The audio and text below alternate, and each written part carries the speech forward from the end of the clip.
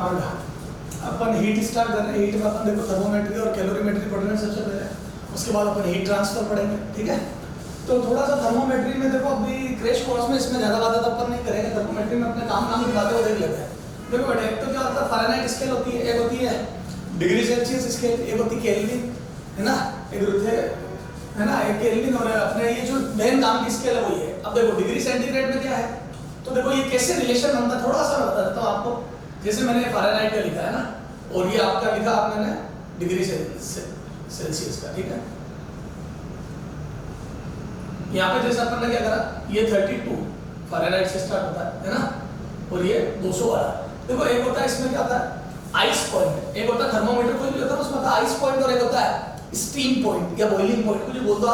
तो अपने जैसे 0 डिग्री सेंटीग्रेड और 100 डिग्री सेंटीग्रेड, ये तो किसमें हो गया डिग्री सेल्सियस वाली स्केल में, और इसमें होता है 212 फ़ारेनहाइट, और इधर होता है बेटा कितना 32 फ़ारेनहाइट, ये होता है। तो आइस का जो होता है 32 फ़ारेनहाइट, और ये तो आइस के लिए जो होता है ice point, this is ice point and this is steam point. तो स्टीम पॉइंट और आइस पॉइंट ये दो है, क्लियर है क्या। अब जैसे अपन ये स्केल बनाते तो मैं बोल दूं ये यहाँ पे जब इस पे इस स्केल पे 212 होगा तो इस स्केल पे 100 डिग्री सेंटीग्रेड होगा, और यहाँ 0 डिग्री सेंटीग्रेड होगा, ये बन गई स्केल, ठीक है। अब क्या होगा बेटा, ये देखो आप जैसे मान लो किसी भी डिग्री सेंटीग्रेड पे ना, ये डिग्री सेंटीग्रेड पे वैल्यू फ़ारेनहाइट में एफ है, ठीक है। तो फ़ारेनहाइट में वैल्यू जो एफ है ना, उसको डिग्री सेंटीग्रेड में आपने लिखा, तो क्या रिलेशन बनेगा बताओ। तो अब देखो यहां से देखो सिमिलर ट्रायंगल देख, ये हो गया सिमिलर ट्रायंगल। तो यहां से मैं लिख दूं, ये देखो परपेंडिकुलर अपॉन बेस कितना आ गया है, तो परपेंडिकुलर हो गया कितना 32 माइनस f माइनस 32, बोलो f माइनस 32 अपॉन कितना आ जाएगा, perpendicular upon base degree centigrade minus 0 is equal to, बोलो उसका कितना आ जाएगा 212 212 माइनस 32 अपॉन, बोलो इसका 212 माइनस परपेंडिकुलर अपॉन बेस 100, है ना। इसको इधर उधर करूंगा तो ये आ गया degree centigrade upon 100 is equal to, इसको उधर भेजो f degree Fahrenheit minus 32 upon कितना आ जाएगा बोलो 180। ये वेरी वेल नोन रिलेशन आपको पता ही होगा। अरे बोलो केल्विन में वही क्या होता है, केल्विन में ये होता है कितना आइस पॉइंट, ये तो हो गया डिग्री सेंटीग्रेड में, ये आ गया फ़ारेनहाइट में, और ये आ गया केल्विन में। तो केल्विन में आते हैं 373 होता है आइस पॉइंट, 0.15 होता है, लेकिन अपन 373 काम में लेंगे, और 273.15 होता है क्या आइस पॉइंट, और ये होता है स्टीम पॉइंट। तो यहाँ रिलेशन लिखूंगा तो बोलो क्या आ जाएगा, तो उसमें भी वही क्या कोई भी रीडिंग केल्विन, एक reading in kelvin minus 273 ice point upon 100, ये रिलेशन याद रखो। ये वेरी वेल नोन रिलेशन है, वैसे मैं डायरेक्ट लिखा देता पर थोड़ा सा बदल दिया। ये तीन में रिलेशन होता है, इसमें कन्वर्जन पूछते हैं। तो देखो अगर मैं आपसे एक क्वेश्चन पूछना है बेटा, तुम तो ये याद छोड़ो ये कैसे आया क्या आया छोड़िए, ठीक है, रहने दे, कुछ नहीं, सिमिलर ट्रायंगल बनाया दोनों स्केल को कंपेयर करके, है ना। तो ये याद है, फिर गूगल मतलब इन सारी बातों से, ठीक है बेटा। तो याद रखने का तरीका देखो, डिग्री सेंटीग्रेड अपॉन 100, इसमें 100 का गैप होता है, इसमें 180 का, फ़ारेनहाइट स्केल में 180 का गैप होता है, और 32 से चालू होती है, तो reading minus 32 upon Fahrenheit upon 180 degree, 180 Fahrenheit, ठीक है, 180 डिग्री। यहाँ पे केल्विन में 273 से 373 100 का मार्जिन होता है इसमें भी, तो केल्विन माइनस आइस पॉइंट, ये सब आइस पॉइंट है, ठीक है, इसमें 0 था, यहाँ का आइस पॉइंट है, ठीक है, याद रखो। अब देखो कन्वर्जन, जैसे एक तो क्वेश्चन करता है अपन कन्वर्जन क्या है ना, convert 37 degree centigrade in kelvin, ठीक है, convert 80 Fahrenheit in kelvin, convert minus 40 degree centigrade in Fahrenheit, है ना। ये तीन कन्वर्जन करो, इससे तुम्हारा फॉर्मूला प्रैक्टिस हो जाएगी। चलो पोज करके खुद करो, फिर नोट करो। देखो क्या है, पहला तो बहुत ही आसान है, सॉल्यूशन फर्स्ट क्या केल्विन में कन्वर्ट करना, तो केल्विन बराबर कितना आ जाएगा बोलो डिग्री सेंटीग्रेड प्लस 273। सर ये कहां से आया, ये तो वैसे तुम्हें याद भी है, यहां से 100 से 100 कट गया, तो डिग्री सेंटीग्रेड की कोई वैल्यू केल्विन, मतलब केल्विन की कोई वैल्यू उसको उधर भेजो डिग्री सेंटीग्रेड प्लस 273 होगी, देख लो। तो यहाँ पे मैंने कितना दिया देखो 37 डिग्री सेंटीग्रेड प्लस 273 कितना क्या केल्विन में दोनों मिलाए तो बोलो कितना आ रहा है 27 310 आ रहा है 310 केल्विन। ठीक है आंसर आ गया 310 केल्विन। तो केल्विन में वो चीज 310 होगी। कुछ नहीं करना, डिग्री सेंटीग्रेड में 273 जोड़ दो केल्विन में बदलेगा, सब पता है तुम्हारे को। फारेनहाइट को केल्विन में बदलना है, दो रिलेशन काम करो। फारेनहाइट को केल्विन में बदलना, बोलो कितना फारेनहाइट है 80 Fahrenheit minus 32 Fahrenheit upon 180 is equal to कितना केल्विन में बदला केल्विन माइनस 273 अपॉन 100। देखो कितना गया, जीरो कैंसिल हो गया, ये 5 है, ये ऊपर कितना जाएगा बोलो 48 upon 18 into 10 is equal to kelvin minus 273 कितना जाएगा बोलो 240। जो कितना आ रहा है 18 6 लगभग 67 है ना, ये 0.7 कर दो चलो प्लस 273 कन्वर्ट कर लोगे आप। देखो कितना ये 70 डिग्री के आसपास, लगभग 299.3 के आसपास है, 299.7 के आसपास है। क्लियर है क्या? 299.66 आ रहा है, 299.7 बोलो। तो डिग्री वगैरह ये रिलेशन है 100 बात की एक बात। अच्छा एक ये सबसे इंपॉर्टेंट है, ये क्यों ये मैंने क्यों दिया, इसमें देखना दोनों वैल्यू सेम आएगी। इसको convert -40 degree centigrade in Fahrenheit, तो यहाँ पे -40 लिख दो, इन दोनों दो रिलेशन को काम में ले रहा हूं इधर। -40 upon 100 is equal to Fahrenheit -32 upon 180। तो आगे कितना जाएगा 5/9, ये 9 उधर भेजो, 360 इज इक्वल टू 5 है माइनस 160, इसको उधर भेजो, ये आ जाएगा -200 इज इक्वल टू 5 है। आपको जान के ताज्जुब होगा कि फारेनहाइट में भी वैल्यू -40 आई। सर कहना क्या चाहते हो आप? वो -40 पर डिग्री सेंटीग्रेड और फारेनहाइट सेम होता है। कई बार क्वेश्चन पूछते हैं कि वो टेंपरेचर बता जिसमें डिग्री सेंटीग्रेड और फारेनहाइट की वैल्यू इक्वल, फारेनहाइट की वैल्यू इक्वल होती है, और वो है -40। -40 पर बोथ वैल्यूज आर इक्वल, समझ गए? तो -40 पर बोथ वैल्यूज आर इक्वल, -40 पर बोथ वैल्यूज आर इक्वल, -40 पर बोथ वैल्यूज आर इक्वल। ठीक है, तो ये हो गया। तो ये छोटी मोटी बातें थी बेटा, आप ये कन्वर्जन आप क्वेश्चन कर लेना, बाकी मैंने समझा दिया आपको। रिलेशन याद रखना है, degree centigrade upon 100 is equal to f minus 32 upon 180 is equal to k minus 273 upon 100। खत्म। चलो सर ये तो कर लेंगे सर, अब आगे बताओ सर, आप आगे देखते हैं बेटा। आगे हमारे को बेटा क्या करना है, कैलोरीमेट्री स्टार्ट करते हैं। इंटरेस्टिंग है ये तो बेटा, नोटिफिकेशन थी है ना, थर्मोमीटर वगैरह ये याद ही करना है आपको। अब आओ इंटरेस्टिंग कैलोरीमेट्री। कैलोरीमेट्री बेटा डेफिनेशन वाला चैप्टर है, पूरी कैलोरीमेट्री में डेफिनेशन बताता हूं। एक होती बेटा specific heat, specific heat, specific heat, specific heat एक मिनट बेटा है ना।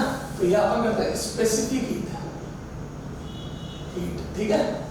एक होता है हीट कैपेसिटी, हीट कैपेसिटी ठीक है।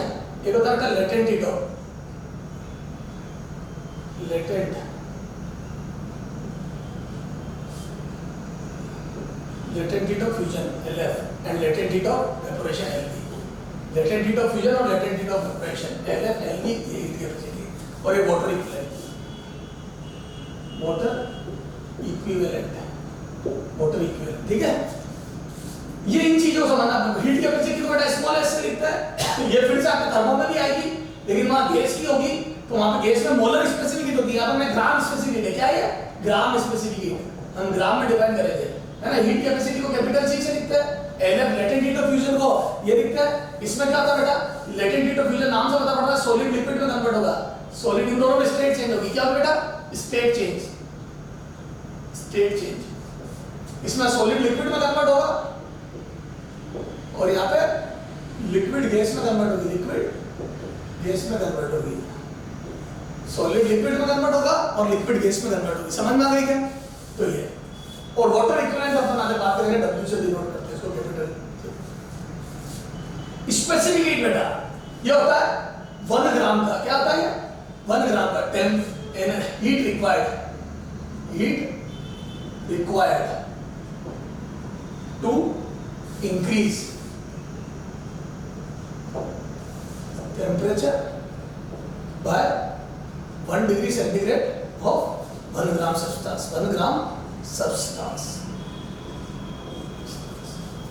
1 ग्राम ऑब्जेक्ट का टेम्परेचर 1 डिग्री, सॉलिड या लिक्विड की बात कर रहा हूं, एक, क्योंकि गैसियस गैस में तो अलग अलग डिफाइंड होगी। 1 ग्राम सब्सटेंस का 1 डिग्री सेंटीग्रेड बढ़ाने में heat required, heat required to increase 1 degree centigrade of 1 gram object. 1 gram का 1 डिग्री सेंटीग्रेड रिक्वायर्ड होने में, जैसे मैंने बोल दिया एस आयरन, यू मेरी मर्जी से एग्जांपल ले रहा हूं, इज 2, यू है ना 2 कैलोरी पर ग्राम, है ना, पर डिग्री सेंटीग्रेड, ये यूनिट होगी इसकी, है ना। और मान लो मैंने लिख दिया एस, अब देख बेटा मैं उसके हिसाब से नहीं लिख रहा हूं ना, एस ए कर दो, चलो s a, s b 4 calorie per gram पर डिग्री सेंटीग्रेड। बताओ दोनों का डिफरेंस हुआ, इसमें 1 ग्राम का 1 डिग्री सेंटीग्रेड टेम्परेचर बढ़ाने के लिए 2 हीट चाहिए, इसमें 1 ग्राम का 1 डिग्री बढ़ाने के लिए 4 चाहिए। का मतलब वो ये नीचे वाला धीरे धीरे गर्म होगा, धीरे धीरे टेम्परेचर इंक्रीज होगा, तो वो तो इसका टेम्परेचर स्लो इंक्रीज होगा, टेम्परेचर स्लो इंक्रीज होगा। अब सुन, मेरे को अगर मेरा चाय बनाने वाली जो भगोनी होती है, चाय बनाने वाला कंटेनर, उसका हैंडल है आता प्रोफेशनल चाय हैंडल, तो हैंडल बनाना होगा तो मैं इसका बनाऊंगा या इसका बनाऊंगा, तो बी का बनाऊंगा। क्यों? क्योंकि हैंडल मैं चाहती नहीं कि हैंडल जल्दी जल्दी गर्म हो, तो हैंडल स्लो गर्म हो। हालांकि उसमें तो कंडक्शन वगैरह भी बहुत मैटर करेगा, लेकिन एक बात बता रहा हूं मैं, तो हीट आ भी गई, मान लो दोनों में सेम कंडक्शन है, मान लिया दोनों की थर्मल कंडक्टिविटी सेम है, मान लिया हीट आ भी गई, तो ये स्लो हीटअप होगा, मतलब इसका टेम्परेचर धीरे धीरे बढ़ेगा। अच्छा है ना, मेरा कम गर्म होगा, इसलिए ना वुडन हैंडल लगाते हैं, इसका मतलब वुड की स्पेसिफिसिटी बहुत ज्यादा होती होगी, बहुत ज्यादा, समझ गया, तो वुडन हैंडल लगाते हैं, समझ गया क्या, उसकी थर्मल कंडक्टिविटी भी कम होती है। चलो, तो आपको समझ में आ गया स्पेसिफिसिटी 1 ग्राम का 1 डिग्री सेंटीग्रेड बढ़ाने के लिए हीट रिक्वायर्ड। अच्छा, यहां से एक फार्मूला बनाता हूं मैं, अगर मेरे पास 1 ग्राम नहीं m ग्राम है, कितना है m ग्राम, तो बताओ कितनी हीट चाहिए इसका, m ग्राम का 1 डिग्री बढ़ाना है, तो बोलो कितनी हीट चाहिए, तो h बराबर हम बोल दूंगा m into s चाहिए, s चाहिए 1 ग्राम का 1 डिग्री बढ़ाने के लिए, तो m ग्राम का 1 डिग्री बढ़ाने के लिए कितनी चाहिए। अच्छा, अगर मेरे को m ग्राम का थीटा डिग्री सेंटीग्रेड बढ़ाना है, तो कितनी हीट चाहिए, h equal to m s delta theta, मतलब वही 0 से थीटा 1 से थीटा 2 बढ़ाना, तो कितना डेल्टा थीटा बढ़ाना है, ये डेल्टा थीटा बढ़ाना है। तो एक फार्मूला बन गया कि हीट और टेम्परेचर में रिलेशन होता है, तो मैं बोलता हूं हीट रिक्वायर्ड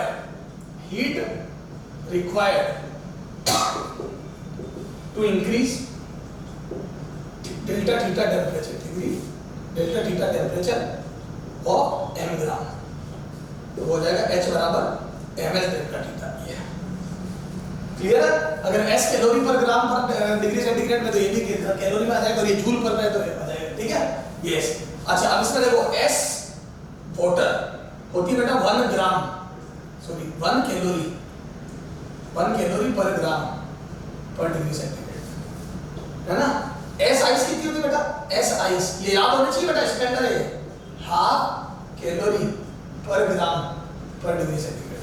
तो आइस का वाटर का s होता है 1 और आइस का s होता है 1/2 कैलोरी में, कैलोरी पर ग्राम पर डिग्री, ये याद होना चाहिए बेटा, समझ गए। अब अपने पास आ जाता है लेटेंट हीट ऑफ फ्यूजन और लेटेंट हीट ऑफ वेपोरेशन, ठीक है, लेटेंट हीट ऑफ फ्यूजन और लेटेंट हीट ऑफ वेपोरेशन में अपन आ जाते हैं।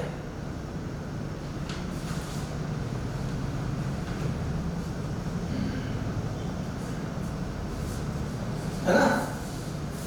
अब देखो लेटेंट हीट क्या होती है बेटा, ये तो और ही आसान डेफिनेशन है, जैसे स्पेसिफिक हीट में तो ये हो गया। अब ये होती है हीट कैपेसिटी, देखते पहले हीट कैपेसिटी क्या होती है बेटा, heat required to increase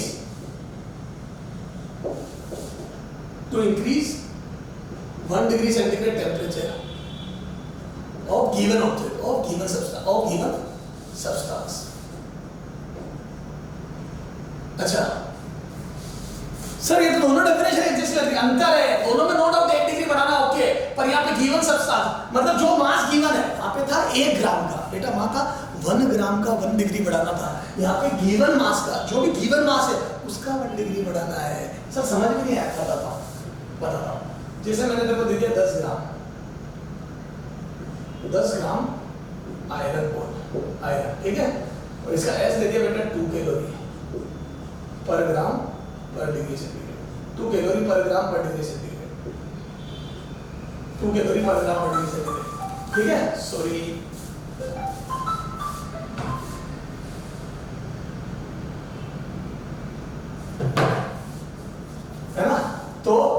1 degree centigrade है ना, और गिवन सब्सटेंस, तो मैंने ये देखे दो, तो देखो स्पेसिफिक हीट तो 2 है, तो 1 ग्राम का 1 डिग्री बढ़ाने के लिए तो 2 हीट चाहिए, 2 कैलोरी चाहिए, कैलोरी रिक्वायर्ड है ना। लेकिन अगर गिवन ऑब्जेक्ट 10 ग्राम का है तो इसका हीट कैपेसिटी कितना होगा, तो हीट कैपेसिटी हो जाएगा m into s, क्या m, क्योंकि 1 ग्राम के लिए 2 चाहिए, तो 10 ग्राम के लिए कितनी चाहिए, तो बोलते हैं 10 ग्राम में 1 ग्राम के 10 ऑब्जेक्ट हो गए, अरे 1 ग्राम का 10 ऑब्जेक्ट हो गए, तो मैं बोल दूं 10 टाइम्स ऑफ 10 ग्राम, और ये हो जाएगा बेटा 1 कैलोरी पर ग्राम पर डिग्री सेंटीग्रेड, तो ग्राम से ग्राम घट गया, तो बोल दूं 10 कैलोरी पर डिग्री सेंटीग्रेड, तो हीट कैपेसिटी हो गई 10 कैलोरी पर डिग्री सेंटीग्रेड। 1 डिग्री बढ़ाने के लिए 10 हीट चाहिए इस सब्सटेंस के लिए, सॉरी 20 आया, 2 दिया ना, 2 तो 20, इस सब्सटेंस के 10 ग्राम का 1 डिग्री, मतलब गिवन ऑब्जेक्ट का 1 डिग्री। कोई मेरे से बोलता है कि इस बॉल का 1 डिग्री टेंपरेचर बढ़ाओ, तो मुझे पता है मुझे 20 हीट देनी पड़ेगी, मतलब इसकी हीट कैपेसिटी 20 है, ये अपने आप में 20 हीट लेता है तो 1 डिग्री बढ़ाता है, पर स्पेसिफिक हीट 1 ग्राम के लिए आपको ऑब्जेक्ट कुछ भी दिया हो, specific heat is defined for 1 ग्राम, ठीक है। चलो और आगे क्लियर हो जाएगा बेटा, क्वेश्चन है तो हीट कैपेसिटी हो गई सर, और स्पेसिफिक हीट हो गई। स्पेसिफिक हीट 1 ग्राम का 1 डिग्री बढ़ाने के लिए होता है सर, और हीट कैपेसिटी होता है गिवन ऑब्जेक्ट का 1 ग्राम बढ़ाने के लिए सर, समझ में आ गया सर, ठीक है। हाँ अब देखो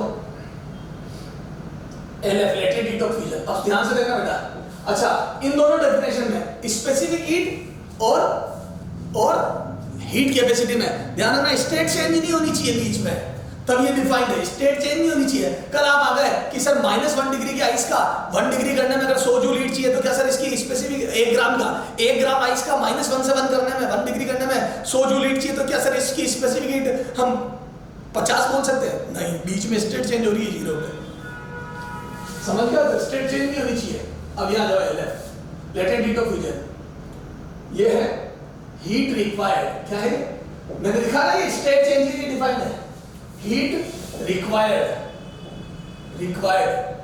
to increase to convert 1 gram solid, sir ice लिखो, नहीं आइस तो इस पे 1 gram solid into liquid, 1 gram solid को लिक्विड में कन्वर्ट करने के लिए हीट रिक्वायर्ड, ये गलत डेफिनेशन है सर। क्यों गलत डेफिनेशन है ये? आपने तो बोला था स्टेट चेंज, हाँ बोला था, फ्यूजन में यही तो होता है सर, सॉलिड लिक्विड में कन्वर्ट होता है, बिल्कुल बोला था, लेकिन इसमें गलती है सर। क्या गलती है बताता हूं, एक क्वेश्चन से देखते हैं। जैसे मैंने देखो कि 1 ग्राम आइस, ओके, और ये पानी में कन्वर्ट हो गया है ना, और तेरे 100 जूल हीट दी, कितनी दी? 100 जूल हीट, ये पूरा पानी में कन्वर्ट हो गया, क्या मैं बोलूं इसका LF 100 है? सर क्यों नहीं? क्या पता ये आइस -10 डिग्री सेंटीग्रेड पे था। अब देखो अगर -10 पे था तो पहले जो तेने हीट दी वो हीट तो -10, -9, -8, -7, -6 पहले 0 तक लाएगी, तो मैं बोल दूं इसके 2 हिस्से हो गए, ये देख -10 पर आइस था तो -10 से पहले 0 पे जाएगा,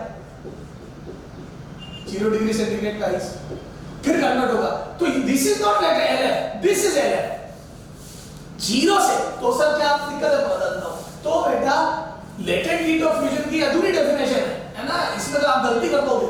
कल आपने देखा 1 ग्राम आइस को वाटर में बदल दिया, हीट चाहिए 100, लेकिन LF 100 नहीं है क्योंकि उसमें टेंपरेचर भी बढ़ा।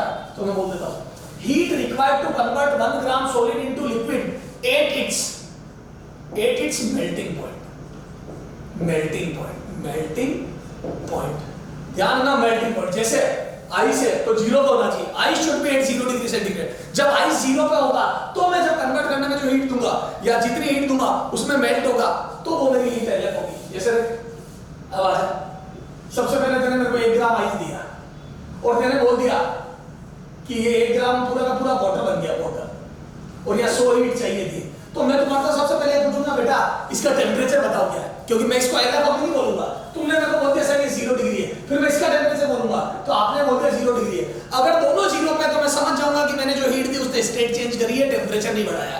अब मैं कंफर्म हूं 1 ग्राम का मेल्टिंग पॉइंट पर, 1 ग्राम सॉलिड को मेल्टिंग पॉइंट पर सॉलिड से लिक्विड बनाने में जो हीट चाहिए, यस दिस इज LF। अब LF बोल दूंगा मैं इसको, तो ध्यान रखना मेल्टिंग पॉइंट पे होना चाहिए, it should be at melting point. अब जो हीट चाहिए दैट इज LF, ठीक है। तो 1 ग्राम का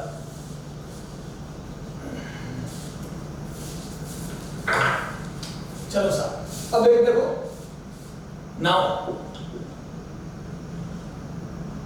m ग्राम सॉलिड को लिक्विड में कन्वर्ट करने के लिए हीट कितनी चाहिए बोलो 8 मेल्टिंग पॉइंट पर बोलो कितनी हीट चाहिए H बराबर m times of LF is for 1 gram LF is for 1 ग्राम तो m ग्राम के लिए चाहिए mLF इतनी यही कोई कैलोरी में। अच्छा आप देखो ये LF आइस के लिए कितना होता है LF फॉर आइस पता है आपको कितना था 80 होता देख लेना एक बार 80 कैलोरी पर ग्राम।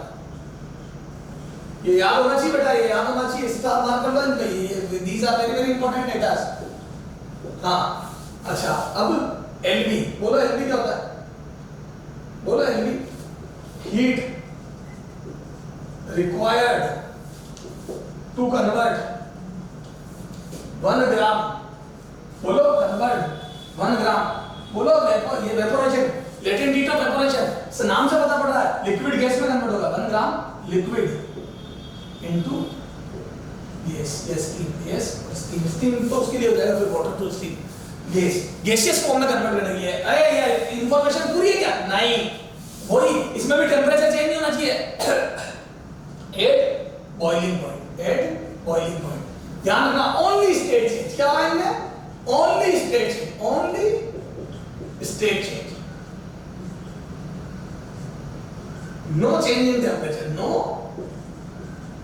इन टेम्परेचर वेरी वेरी इंपॉर्टेंट ध्यान रखना टेम्परेचर में कोई चेंज नहीं आना चाहिए बेटा ध्यान के लेना हो चलो सर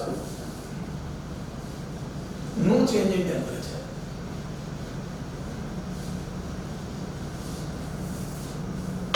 तो सर समझ में आ गई अब देखो कुछ क्वेश्चन करते हैं फिर आगे रेडी है फिर समझेंगे अपन ठीक है चलो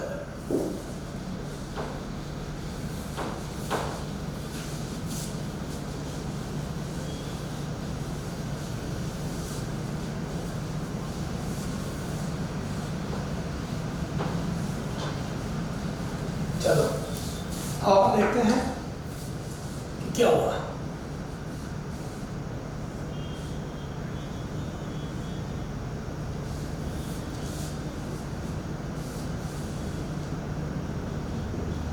जैसे मैंने आइस लिया है ना यहां देखते टेम्परेचर और यहां देखते हीट हाँ -10 पर आइस लिया बताओ मैं उसको हीट दूंगा तो क्या होगा बेटा क्या वो मेल्ट होगा सवाल ही पैदा नहीं होता।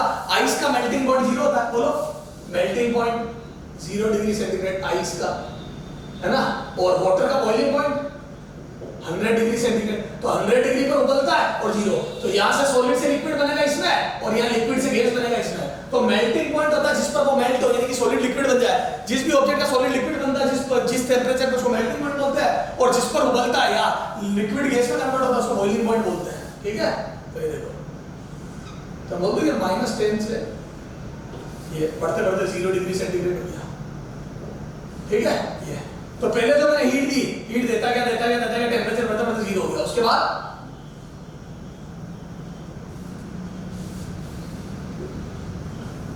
ये अब देखो यहाँ पे 0 डिग्री सेंटीग्रेड हो गया तो ये A से लेके C तक टेम्परेचर इंक्रीज हुआ A B C तीनों पॉइंट पे टेम्परेचर इंक्रीज हुआ और 0 पर आइस मेल्ट होने लगा। अब देखो यहाँ पे हीट दिए जा रहा हूं लेकिन टेम्परेचर नहीं बढ़ रहा मैं हीट दिए जा रहा हूं B पॉइंट पर आते हैं C पॉइंट पर हीट दिए जा रहा हूं टेम्परेचर नहीं बढ़ रहा है तो सर क्या हो रहा है ये मेरी हीट गई का ये जो मैंने हीट दी जैसे मान लो 50 जूल है ये 100 जूल या 50 कैलोरी है 100 कैलोरी हीट गई का कन्वर्जन तो मैं बोलूं यार सॉलिड लिक्विड में कन्वर्ट हो रहा है तो इस ड्यूरेशन में सॉलिड लिक्विड में कन्वर्ट हुआ टेंपरेचर नहीं बढ़ा सिर्फ स्टेट चेंज हुई जो भी मैंने हीट दी उसने बॉन्ड तोड़े उसके बाद क्या होगा बोलो फिर से ये डी तो बोलूं यहां पे या डी यानी तो ई मैं बोलूं ई पॉइंट पर आते आते सारा लिक्विड बन चुका है सारा बर्फ मेल्ट हो चुका है 0 डिग्री पर सारा आइस मेल्ट हो गया तो बोल दूं यहां पर है क्या आइस यहां पर क्या बेटा आइस यहां पर क्या आइस प्लस वाटर यहां क्या बेटा सारा वाटर हाँ ई एफ वाटर बताओ कब तक वाटर ही रहेगा यहां तक कब तक 100 डिग्री तक उसके बाद स्टीम बनना चालू होगी तो बोल दूं दिस इज 100 डिग्री सेंटीग्रेड। अब यहां देखो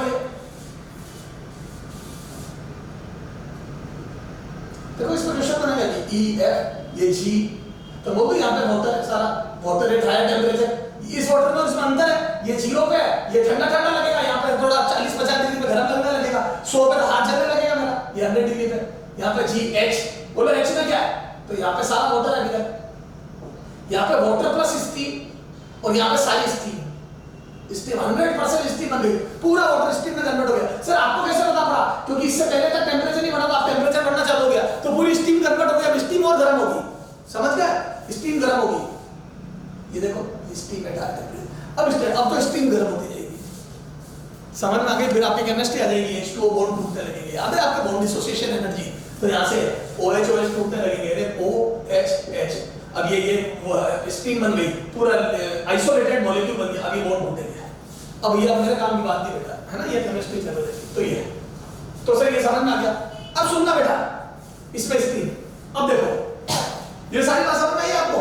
अब मैं अगर ग्राफ बना के आपसे क्वेश्चन पूछूं, आप बता दोगे? जैसे मैंने कोई टेम्परेचर लिया, कोई और चीज, ये टेम्परेचर है ना, और ये अपना क्या है, हीट, ये देखो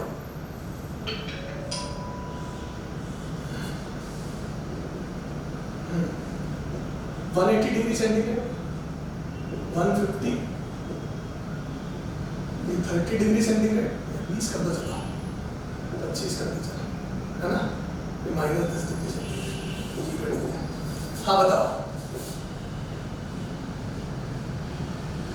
हाँ अब बोलना A B C D E F G H I J। मुझे नहीं पता कौन सा ऑब्जेक्ट है ना, मैंने तो मेरे मन में डेरी मिल्क सोच के बनाया है ना, मुझे नहीं पता कौन सा ऑब्जेक्ट है, तुम्हें नहीं पता, आप ये बताओ उसका टेम्परेचर वैसे हीट का कर लिया, बताओ कहाँ कहाँ स्टेट चेंज हुई, वो रीजन बताओ जहाँ स्टेट चेंज हुई, तो कैसे देखते हैं स्टेट चेंज? जब स्टेट चेंज होगी तो टेम्परेचर चेंज नहीं होगा, ये रहा, ये देखो यहाँ 25 डिग्री सेंटीग्रेड पे एक बार टेम्परेचर कांस्टेंट हुआ, तो बोल दूं C से E में क्या हुआ बेटा, सॉलिड लिक्विड में कन्वर्ट हुआ, सॉलिड लिक्विड में कन्वर्ट हुआ, अरे बोलो सही बात है। सर आपको कैसे पता पड़ा सॉलिड लिक्विड में कन्वर्ट हुआ? आप ये क्यों कर रहे हो लिक्विड गैस में? क्योंकि एक बार और स्टेट चेंज हुई है बाद में, तो पहले तो सॉलिड लिक्विड में बना हुआ, बाद में लिक्विड गैस में बनी होगी ना, बोलो G से I, तो C और GI वो गैप है जहां पर टेम्परेचर नहीं बढ़ा है, तो वो तो यहाँ पे लिक्विड गैस में कन्वर्ट हुआ है, तो पहली बार में सॉलिड लिक्विड में, दूसरी बार, तो बताओ यहां से मैं बोल सकता हूं सॉलिड लिक्विड में, this is melting point, melting point, बोलो कितना इसका मेल्टिंग पॉइंट, तो वो तो melting point is 25 degree centigrade, याद है डेयरी मिल्क अपने गाड़ी में जेल में पड़ी रह जाती तो मेल्ट हो जाती है, तो 25 डिग्री पे मेल्ट होने लगी, हाँ लिक्विड से गैस किस में कन्वर्ट हुआ है, 180 पे, तो वो तो इसका बॉइलिंग पॉइंट हो गया, क्योंकि यहाँ पे लिक्विड गैस में कन्वर्ट हुई है, तो boiling point is 180 degree centigrade. तो मैं ग्राफ देख के, हॉरिजॉन्टल लाइन देख के, जो टेम्परेचर वाली एक्सिस मतलब हीट वाली एक्सिस के पैरेलल हो जाएगी, मैं वो बोल सकता हूँ ये बॉइलिंग पॉइंट और मेल्टिंग पॉइंट के ग्राफ, मतलब यहाँ पे स्टेट चेंज हुई है, और इन पर जो टेम्परेचर होगा वो respectively melting point and boiling point होगा, तो ग्राफ देख के। अच्छा और देखो एक क्वेश्चन करते हैं,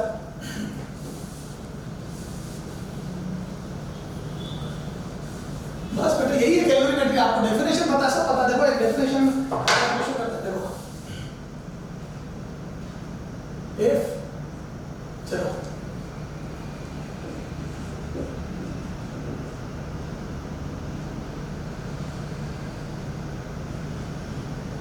मेरे पास 10 ग्राम आइस है, 10 gram ice, 10 gram ice 10 degree centigrade, पहला heat required to convert in, जैसे heat required to convert it in steam. मेरे को हीट बताओ कितनी चाहिए कि मैं इस पूरे आइस को स्टीम में कन्वर्ट कर दूं, ठीक है? अच्छा मैंने एलवी वो आइस का उसका वाटर का एलवी लिखा भूल गया, एलएफ तो लिखा था, एलएफ कितना लिखा था बोलो, 80 कैलोरी पर ग्राम, मतलब एलवी कितना होगा, एलवी 540 कैलोरी पर ग्राम, है ना? तो एलएफ होता है 80 कैलोरी पर ग्राम और एलवी होता है 540 कैलोरी पर ग्राम। चलो heat required to convert it in steam, तो देखो कितना आएगा, तो मैं बोल दूं, अब मेरे को कोई डेटा नहीं दिया मैं उम्मीद कर रहा था मुझे कोई एस देगा, नहीं दिया, कोई बात नहीं, बोलो एस आइस कितना था, हाफ कैलोरी पर ग्राम पर डिग्री सेंटीग्रेड, बोलो एस वाटर कितना था, 1 कैलोरी पर ग्राम पर डिग्री सेंटीग्रेड। बोलो LF कितना होता है 80 कैलोरी पर ग्राम। बोलो LB कितना होता है 540 कैलोरी पर ग्राम। चलो तो कितनी हीट चाहिएगी तो मैं बोलूं यह चाहिएगी H1 mH delta theta.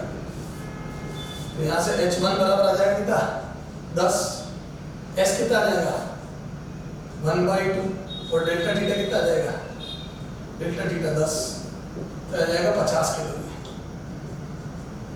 H1 आ गया 50 कैलोरी, ठीक है। H2 पहला है ना, तो ये तो हो जाएगा। देखो सुनो, सबसे पहले क्या होगा बेटा, -10 से पहले 0 में गई होगी आइस, फिर वाटर बना होगा 0 डिग्री पर वाटर, इसको बोलते हैं ब्लोक डायग्राम। फिर 100 डिग्री पे क्या होगा 100 डिग्री वाटर, फिर स्टीम बनी होगी स्टीम। देखो इसको इतने पार्ट में बांटना पड़ेगा।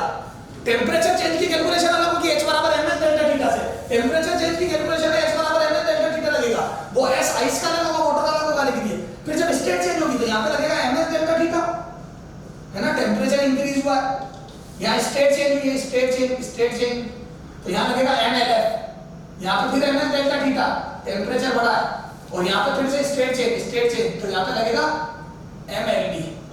तो ध्यान रखना कब कौन सा फॉर्मूला लगेगा, स्टेट चेंज के लिए mLF mLB और टेम्परेचर इंक्रीमेंट के लिए mS डेल्टा थीटा। तो देखो कितनी आ गई, तो मैं बोल दूं पहले आ गई कितनी 50 जूल, फिर कितनी है 0 डिग्री पर आइस को वाटर में कन्वर्ट करना है, 0 डिग्री पर वाटर, तो कितनी mLF कितनी आ गई mLF, m हो गया 10 और LF मैंने बताया था 80 कैलोरी पर ग्राम, ये ग्राम से ग्राम गया तो वो तो कितना आ जाएगा 800 कैलोरी। फिर इसको वाटर 100 डिग्री सेंटीग्रेड पे वाटर, तो ये आ जाएगा कितना बोलो H बराबर mS डेल्टा थीटा, और ये आ जाएगा कितना बोलो 10 S1 और डेल्टा थीटा 100, तो ये आ जाएगा 1000 कैलोरी। उसके बाद स्टीम, तो ये आ जाएगा mLB, ये कितना आ जाएगा बोलो M10 LB 540 और ये आ जाएगा 5400।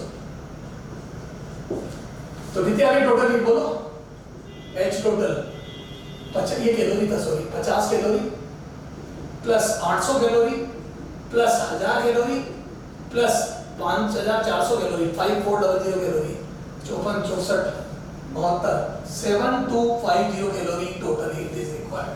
7250 हीट दोगे तो ये पूरा का पूरा सिस्टम आपका इसमें कन्वर्ट हो जाएगा।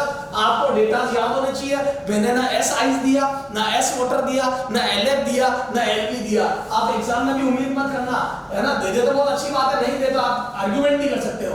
तो सर समझ में आ गया कि हमारे को कैसे हीट चाहिए, कैसे mS डेल्टा थीटा काम में लेते हो, कैसे mLF और mLB काम में लेते हैं। सारे फॉर्मूले बेटा क्लियर होना चाहिए कैसे काम में लेने, ठीक है।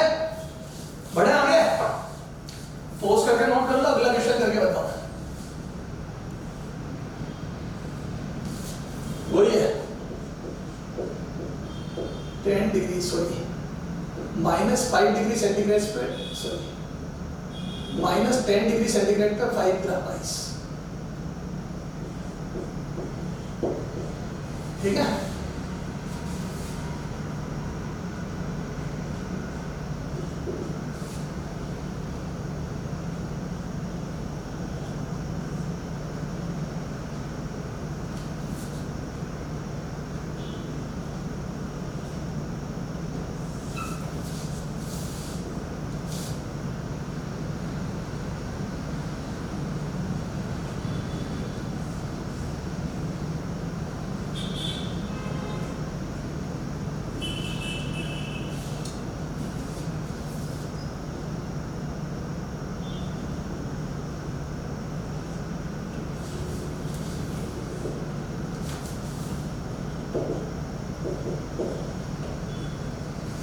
हाँ एस साइज बताओ, एस वाटर बताओ, LF बताओ और LB बताओ। ये ग्राफ दिया है, थोड़ा घुमा के क्वेश्चन दे दिया है ना। इस बार मैंने आपको बोल के कुछ नहीं बताया, इस बार ग्राफ दिया है, समझो ग्राफ को समझो।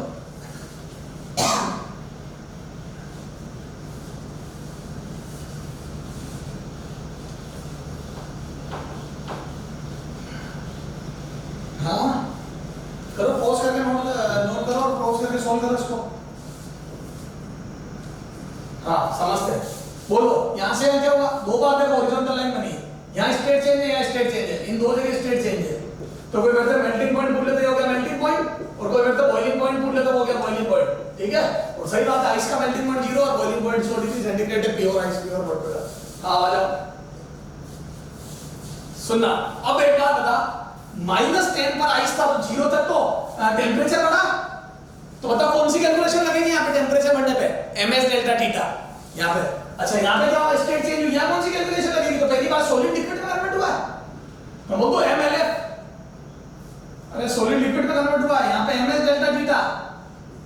हाँ यहाँ पे फिर से टेम्परेचर बढ़ा देखो, तो ms डेल्टा थीटा। हाँ यहाँ पे लिक्विड गैस में कन्वर्ट हुआ है, तो यहाँ पे फिर से mlv, ये फॉर्मूला है।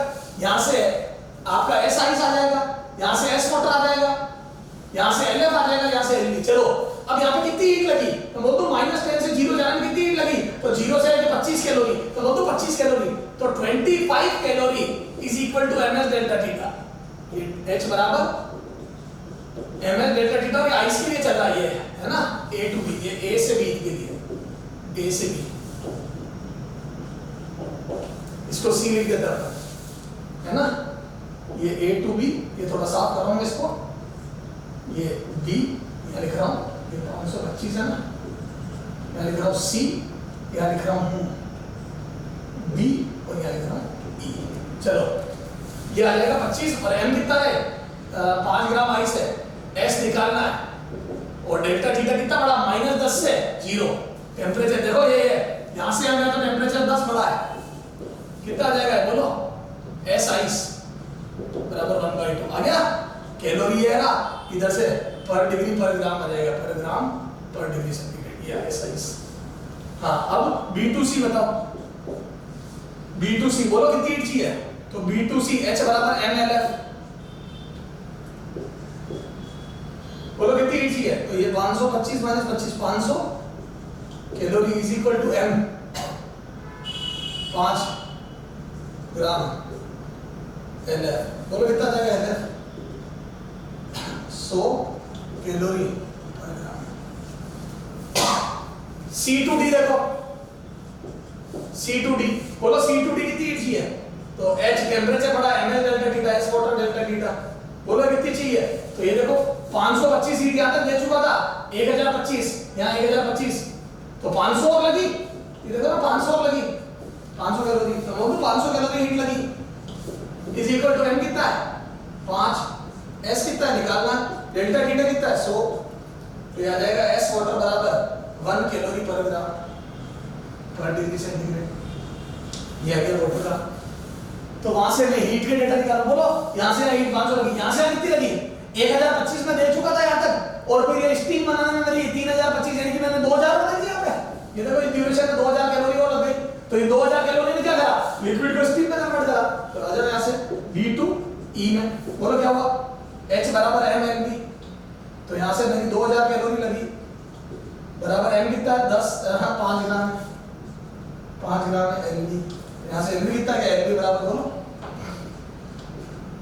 400 कैलोरी पर ग्राम, तो 400 कैलोरी पर ग्राम LV हो गया। क्लियर है क्या, नहीं समझ में आई?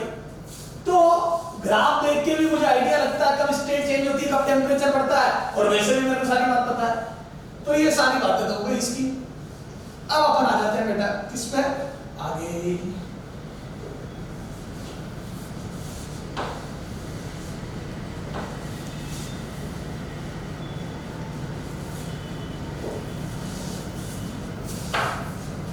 अब अपन आ जाते हैं इधर MS LV अलग है, हीट कैपेसिटी, ठीक है। If heat capacity of M of 220 gram object, steel ball is 40 calorie per gram, then heat required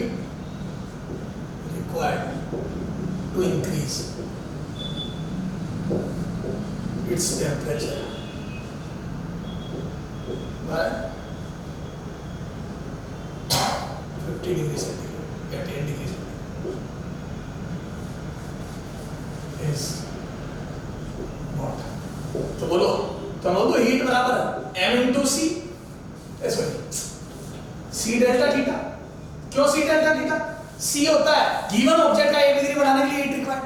जो भी ग्राम है इसको छोड़ दो, जो भी गिवन ऑब्जेक्ट है सॉरी पर डिग्री सेंटीग्रेड, जो भी गिवन ऑब्जेक्ट है जैसे 20 ग्राम का है तो इस 20 ग्राम का 1 डिग्री बढ़ाने के लिए 40 हीट कैपेसिटी इस गिवन ऑब्जेक्ट का 1 डिग्री बढ़ाने के लिए, तो 40 कैलोरीज का 1 डिग्री बढ़ाने के लिए चाहिए। तो मैं लिख दूं 40 कैलोरी चाहिए 1 डिग्री बढ़ाने के लिए और मेरे को बढ़ाना कितना है 10 डिग्री सेंटीग्रेड, तो डिग्री सेंटीग्रेड उठ गया तो बोल दूं 400 कैलोरी हीट चाहिए, तो 400 कैलोरी हीट इज रिक्वायर्ड। तो इस ऑब्जेक्ट का 10 डिग्री सेंटीग्रेड टेंपरेचर बढ़ाने के लिए 400 कैलोरी हीट की जरूरत पड़ेगी। क्लियर है क्या? चलिए तो सारी मालूमात समझ में आ गई, तो हीट कैपेसिटी से समझ में आ गई। क्लियर है?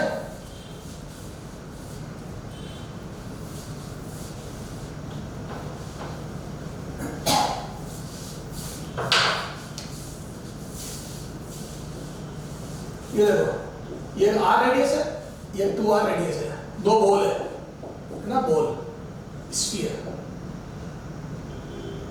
है ना, सेम डेंसिटी इनकी, same material, sphere of same material, ठीक है। तो इनका हीट कैपेसिटी का रेशियो होता है ना, और स्पेसिफिक हीट का रेशियो होता। बोलो स्पेसिफिक हीट का रेशियो 1:1।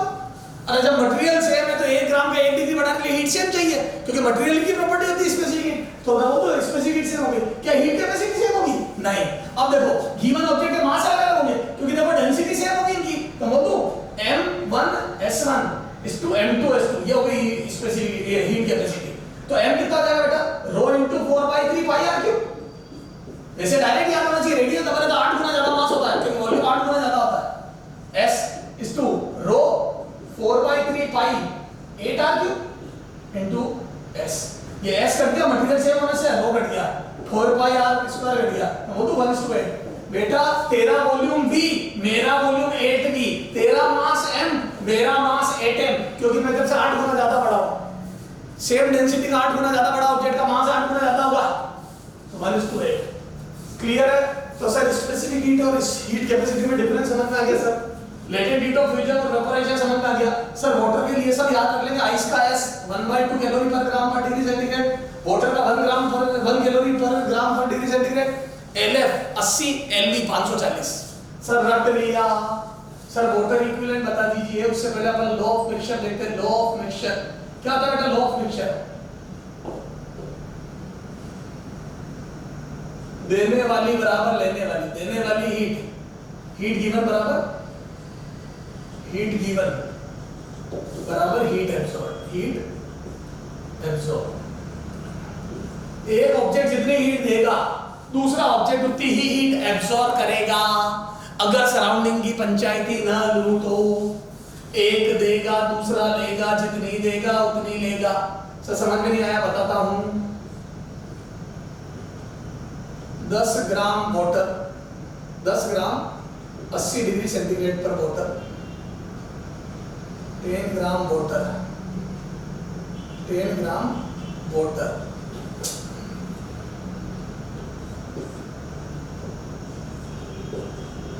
10 ग्राम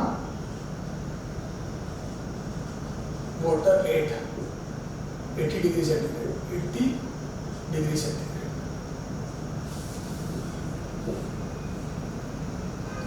10 ग्राम वाटर 20 डिग्री सेंटीग्रेड, इसको इसमें डाल दिया। 10 ग्राम वाटर 80 डिग्री सेंटीग्रेड पे था और 10 ग्राम वाटर में पर 20 डिग्री सेंटीग्रेड पे था। सिंपल से सिंपल मिक्सचर लिया, इसको इसमें डाल दिया, तो टेम्परेचर ऑफ मिक्सचर अपने को मिक्सचर का टेम्परेचर बताना है। तो आपको बहुत अच्छे से समझ में आ रहा होगा, अगर मैं गर्म पानी में ठंडा पानी मिलाऊं, है ना, गर्म पानी में ठंडा पानी मिलाऊं तो टेम्परेचर इन बिटवीन आएगा। गर्म तो ठंडा हो जाएगा, ठंडा थोड़ा गर्म हो जाएगा, तो गर्म थोड़ा ठंडा, ठंडा थोड़ा गर्म। ठीक है, 4 ऑप्शन देता हूं। A 85 degree centigrade, B 15 degree centigrade, C 50 degree centigrade, D 60 degree centigrade.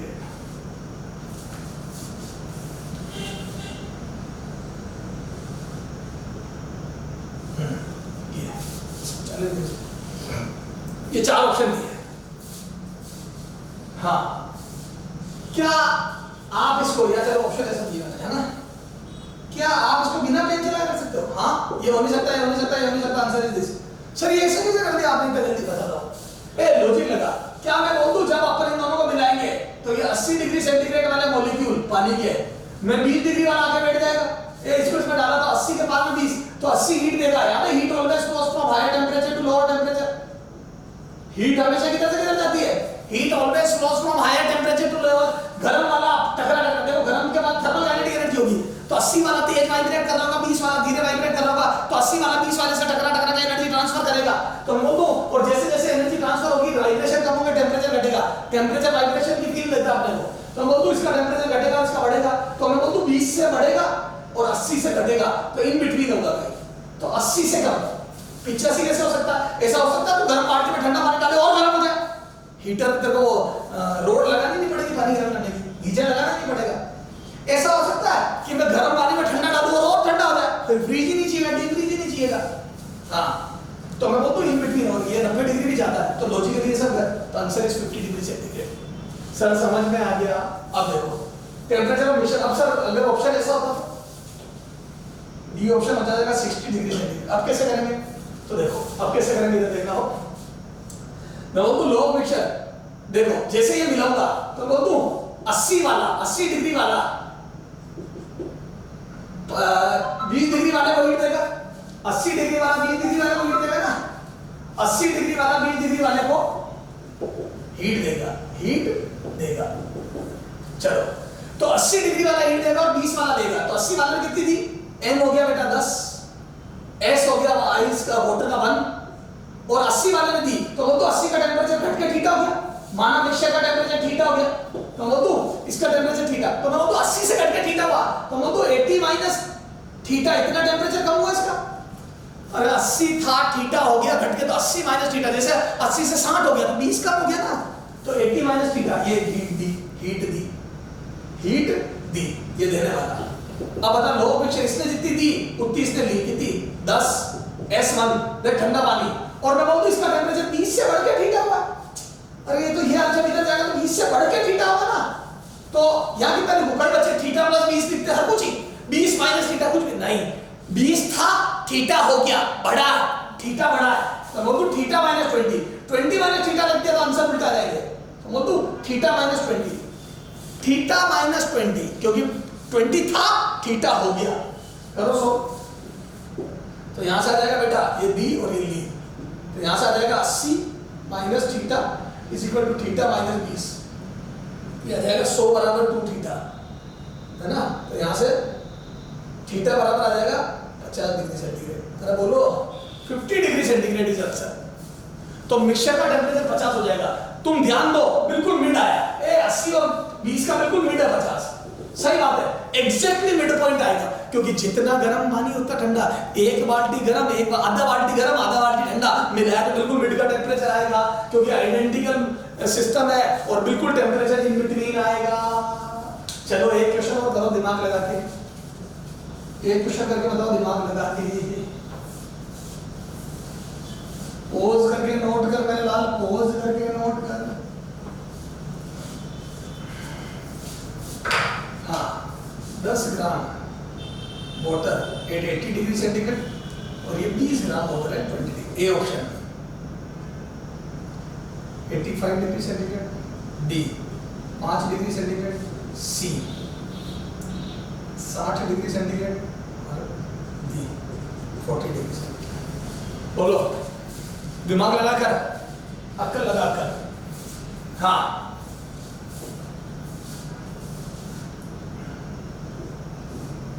क्या मैं बोल दूं क्या? 80 85 नहीं हो सकता, 5 नहीं हो सकता, 2 गए। गर्म वाले से गर्म वाला थोड़ा ठंडा होगा यानी कि गर्म वाले से कम आएगा, 80 से कम आएगा और 20 से ज्यादा आएगा क्योंकि गर्म में ठंडा मिक्स करा 20 से ज्यादा आएगा। 20 से ज्यादा 80 से कम, 20 से ज्यादा 80 से कम, 20 से ज्यादा 80 से कम, 20 से ज्यादा 80 से कम, ये 2 बचे। अब बताता हूं क्या एग्जैक्ट मिड आएगा? नहीं, एग्जैक्ट मिड नहीं आएगा। ऑप्शन भी नहीं है 50 डिग्री इज एग्जैक्ट मिड। ये 80 और 20 का एग्जैक्ट मिड 50 होता है, 50 तो ऑप्शन में ही नहीं है। तो बताओ कैसे? अब कैसे करूं? 2 में से कर लूंगा। दिमाग लगा, दिमाग लगा, दिमाग लगा, दिमाग लगेगा बेटा। बता ए सोच, गर्म पानी ज्यादा है ठंडा पानी ज्यादा है? ए बेटा ये तो नहाने धोने की बातें, नहाता होगा तो सब पता है तेरे को। गर्म पानी ज्यादा है ठंडा पानी ज्यादा है? गर्म पानी ज्यादा है सर, ये देखो सॉरी ठंडा पानी ज्यादा है सर। 20 ग्राम इस ठंडा पानी और 10 ग्राम इस गर्म पानी। तो बंधु कम गर्म में ज्यादा ठंडा, कम गर्म में ज्यादा ठंडा, कम गर्म में ज्यादा ठंडा। तो तेरे 80 डिग्री पे कम पानी था, 20 डिग्री वाला ज्यादा मिला, तो बोल दूं लगभग ठंडे की तरफ रहेगा। तो मैं बोल दूं ये 80 डिग्री था, ये 20 डिग्री था, मिड आता 50 डिग्री, लेकिन इधर रहेगा। क्यों? क्योंकि ठंडा पानी ज्यादा। एक कटोरी गर्म पानी में एक बाल्टी ठंडा मिलाओगे तो ठंडा ही तो रहेगा। तो मैं बोल दूं पानी का टेम्परेचर 20 से 50 के बीच में होगा, 20 से 50 के बीच में होगा मेरे लाल फूल, नहीं होगा 50 से कम होगा। अच्छा दिमाग लगा, आप बता, आप बता रहे 10 30, बोलो ये ऑप्शन ये तो दिमाग लगा। हाँ इस बार गरम ज्यादा 30, एक बाल्टी गरम में एक कटोरी ठंडा डाल दिया तो क्या ठंडा हो जाएगा? नहीं, गरम ही रहेगा। तो एक बाल्टी गरम में एक कटोरी ठंडा डाल दिया तो लगभग गरम। सर समझ में आ गई सारी बात? तो सब दिमाग भी लगा लेंगे, अक्ल भी लगा लेंगे। तो लो मिशन, अब एक हीट वाटर इक्विवेलेंट और पढ़ लेते बेटा। अब देखो इसमें मैंने क्या करा, ना तो सराउंडिंग का रोल लिया, आइडियल केस लिया। देखो वैसे तो गर्म ठंडा मिलाता है तो थोड़ी हीट एटमॉस्फेयर में भी जाती है, हमने वो बात यहाँ नहीं करी है। अब हम कंटेनर का रोल लेंगे। क्या लेंगे बेटा? कंटेनर का role.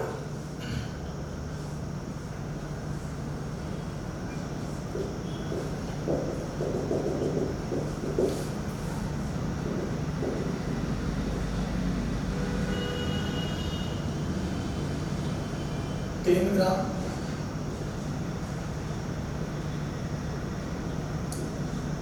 20 gram water, 80 degree centigrade, नहीं 20 degree centigrade, 10 gram S bucket is equal to 2।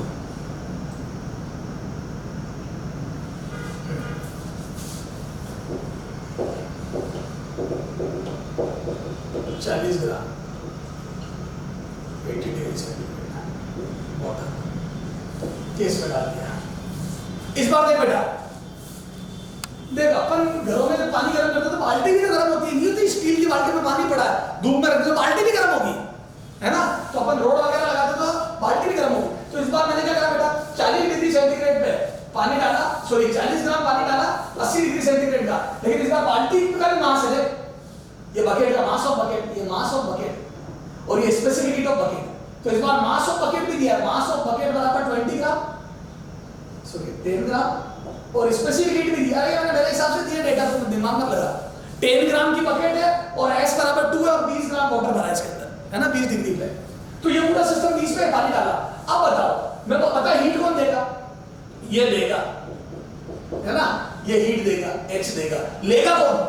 ये पानी, ये लेगा नहीं, ये भी लेगा और बाल्टी भी लेगी, लेगी, पानी भी लेगा और बाल्टी भी लेगी, दोनों लेंगे, वाटर भी हीट लेगा और बाल्टी भी हीट लेगी। तो बोल दू B बराबर पानी द्वारा पानी ने दी बराबर पानी प्लस बाल्टी ने ली, मेरे लाल, पानी ने दी और पानी प्लस बाल्टी ने ली, पानी ने दी और पानी प्लस बाल्टी ने ली। चलो पानी ने दी और पानी प्लस बाल्टी ने ली। चलो पानी ने कितनी दी, तो वो तो ये 40 S1 और इसने दी तो टेम्परेचर घट के, तो 80 डिग्री से घट के माइनस थीटा हो गया, 80 माइनस थीटा। पानी का टेम्परेचर 80 से घट के थीटा हो गया और इसका 20 से बढ़ के थीटा हुआ। तो ये देखो इधर क्या हुआ, पानी ने ली तो पानी कितना था 20 S1 और ये थीटा माइनस 20 प्लस 10, बाल्टी का 10, ये पानी, ये बाल्टी 10, S कितना है 2 और ये थीटा माइनस 20।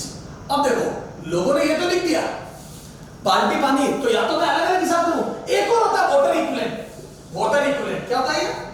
Water equivalent. पता है इसका क्या होता है? Equivalent water equivalent to bucket, water equivalent या इक्विवेलेंट वाटर, इक्विवेलेंट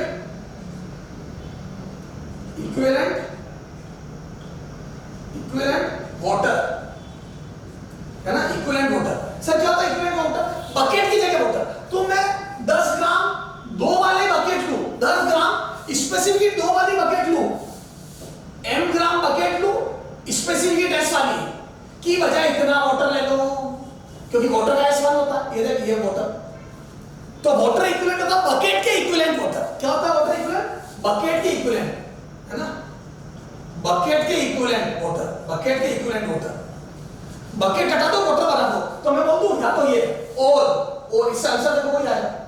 और पहले इसका निकाल दो तो कितना आ जाएगा 832, इधर कितना आ जाएगा 20 20 40 40 से 40 घट गया 80 100, थीटा 50 डिग्री सेंटीग्रेड आ रहा है।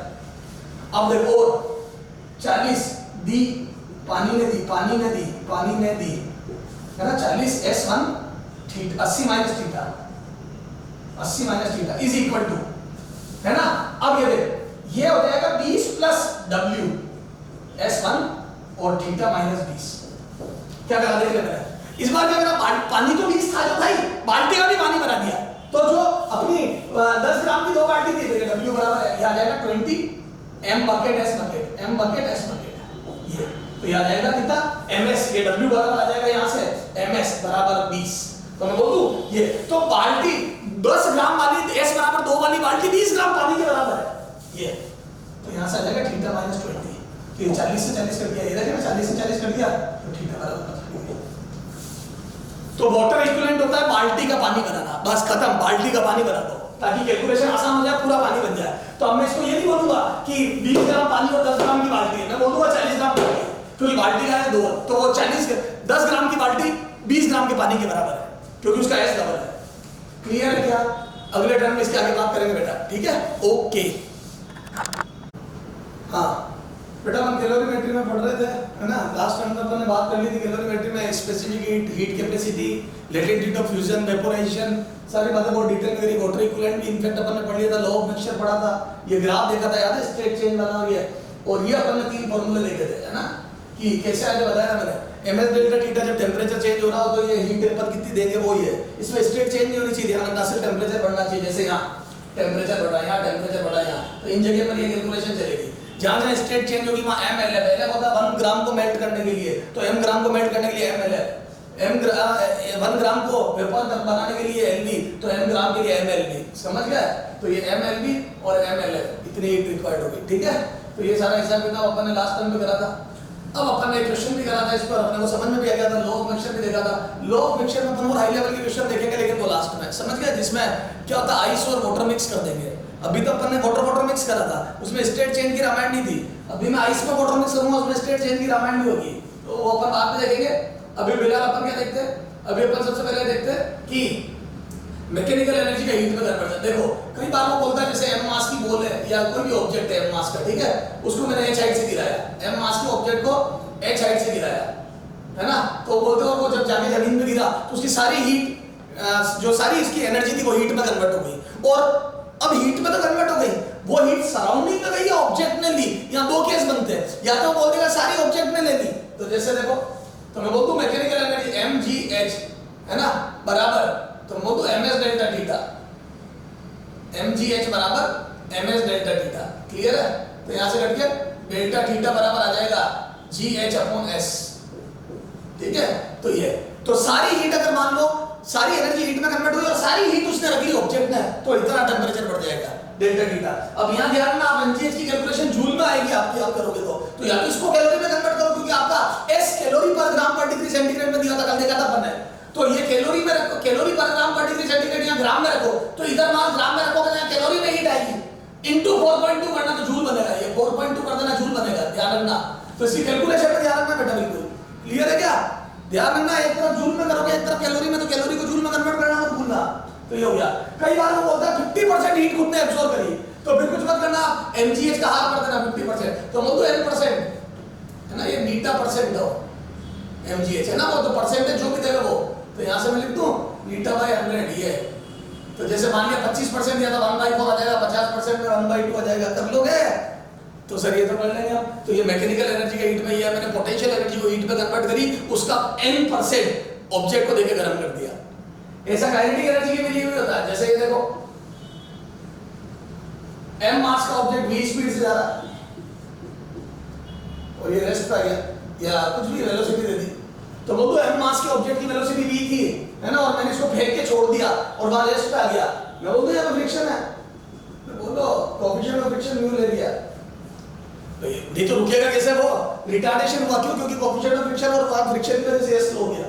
तो क्या मैं बोल दूं इसके बाद जो भी काइनेटिक एनर्जी थी हाफ mv², फाइनल जीरो हो गई, ये सारी काइनेटिक एनर्जी डेल के ये सब किसमें चली गई, हीट में, तो बोल दूं ये half mv² = ms delta theta. अगर वो बोलते सारी काइनेटिक एनर्जी हीट और खुद ने एब्जॉर्ब करी, देखो जब फ्रिक्शन लगता है तो हीट और साउंड दोनों बनती है, अगर वो बोलते कि सारी काइनेटिक, वो बोलेगा सारी काइनेटिक एनर्जी हीट में कन्वर्ट हो गई, अब अगर सारी काइनेटिक एनर्जी हीट में अगले ने मुंह से बोल दिया तो आपको कन्वर्ट करनी, आपको साउंड का सोचना ही नहीं है, समझ गए, अगला कह रहा है ना आपको। और फिर वो बोलेगा सारी हीट खुद ने ले ली, अगर वो बोलता सारी हीट खुद ने ले ली ऑब्जेक्ट ने, तो ये 100%, तो यहाँ से m कितना आ जाएगा यार, यहाँ से डेल्टा थीटा बराबर आ गया v²/2s। आप किताबों में फॉर्मूला देखोगे, अच्छा n% बोलते तो n% ऑफ, अगर वो कुछ परसेंटेज देते n% ऑफ ये, तो इतना परसेंट बराबर, तो यहाँ आ जाएगा n/100। समझ गए क्या, n/100 एक्स्ट्रा आ जाएगा। तो कोई फैक्टर दे दे तो ऐसे सोचना, और पूरी दे दे तो ऐसे सोचना।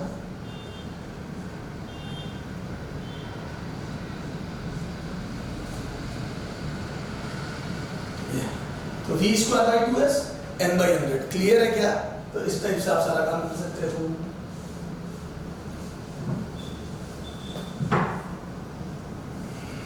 तो ये सारी बातें हैं।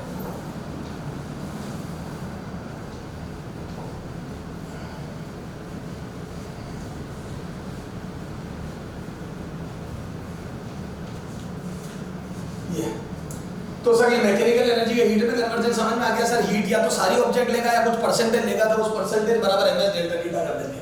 ये तो सर समझ में आ गया। सर आप कुछ हाई लेवल के क्वेश्चन की बात कर रहे थे, मैं बता देता हूं। हाई लेवल के क्वेश्चन में क्या होगा बेटा, इसमें ये वाटर इक्विवेलेंट वाली बातें और ये सारी तो हो गई। हाई लेवल के क्वेश्चन में क्या होगा बेटा, जैसे मान लो एक क्वेश्चन करा देता हूं, ये आइस है ना, इसके अंदर अपन ने वाटर डाल दिया, ये वाटर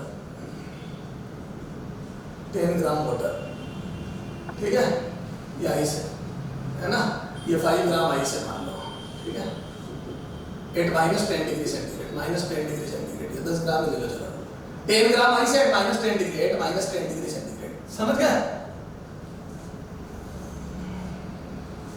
और ये डाला, ये 55 डिग्री सेंटीग्रेड का वाटर है ना, इसमें डाल दिया। एक ही क्वेश्चन करूंगा बेटा, ढंग से समझ लेना इसका, वो ये थोड़ा टफ पड़ता है, बच्चा टेंशन रहता है ना, पर अपन इजी बनाएंगे इसको, ठीक है ना। तो ये अपन ने इसमें डाल दिया,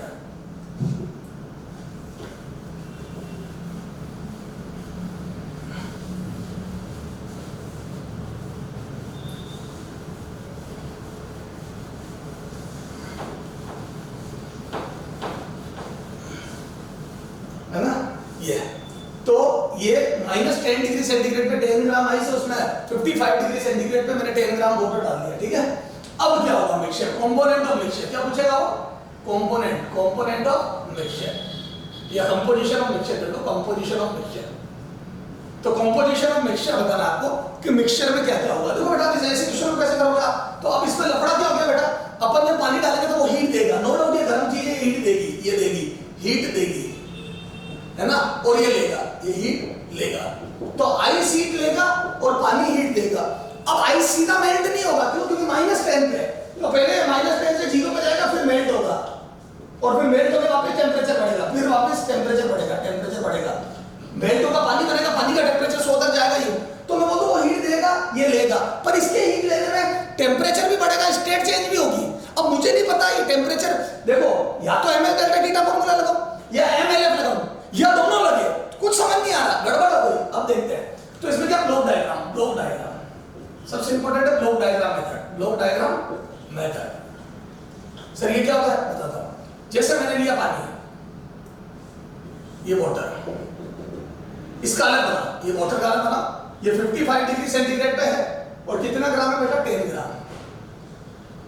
10 ग्राम वाटर, कितना है 10 ग्राम वाटर।